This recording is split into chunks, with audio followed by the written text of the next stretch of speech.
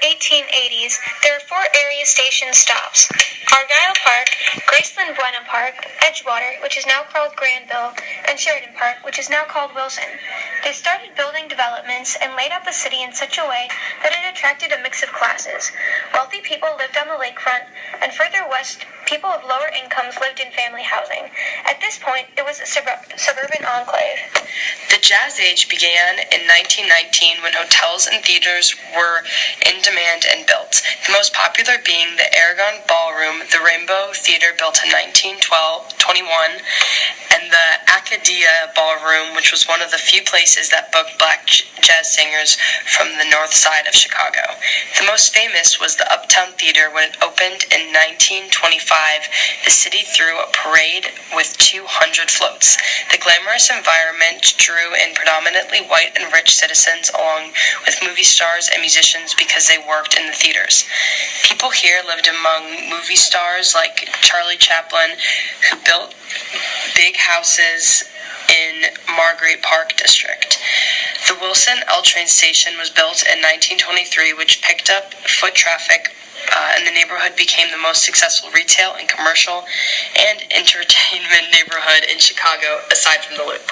This success, combined with the easy access to the Clarendon Beach, which was the largest beach in Chicago and had an administration building with lockers, swimsuit, retails, a nursery, an assembly hall, and gymnasium facilities, created convenient and fun living.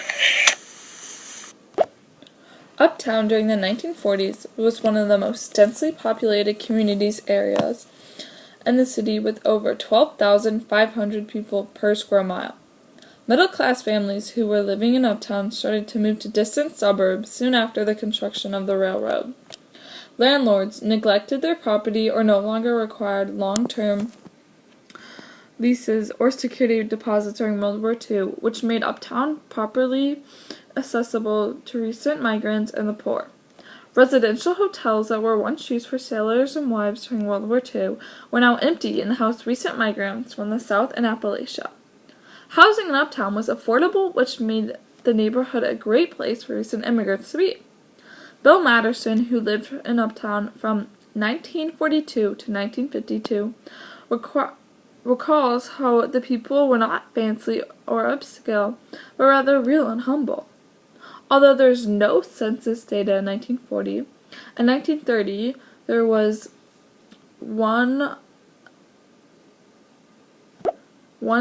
20,704 whites, 531 African Americans, 402 people of other races. During the 1950s, however, whites from Appalachia, Japanese Americans from California, and Native Americans settled in Uptown's affordable housing. Uptown has a reputation of being great for entertainment. For example, the Aragon Ballroom was a big venue for fans and live music during the 1940s. Also, before Hollywood took over the film world, Chicago's Uptown was the place where the film industry originally began. For 20 years, the 1950s and 60s, Uptown had the greatest concentration of Southerners in Chicago and was where the poorest Southerners lived. These Southern migrants came to Chicago because of the abundant factory jobs. More of these migrants were white than black, who made the journey to the north after World War II.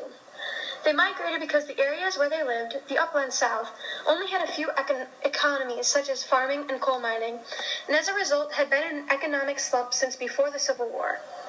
After 1920, the United States stopped letting immigrants in, so the factories had to turn to domestic cheap labor, so Southerners started to move up. The migration was halted, however, until the Depression was over, and after World War II, when people started migrating to the north for the new jobs that they couldn't have gotten before the 1920s, when the northern companies turned to immigrants to hire. These migrants came to Uptown because the rent was cheap and it was close to industrial work. People who could find good jobs moved away to smaller, quieter neighborhoods, so Uptown became the mecca for Southern white poverty.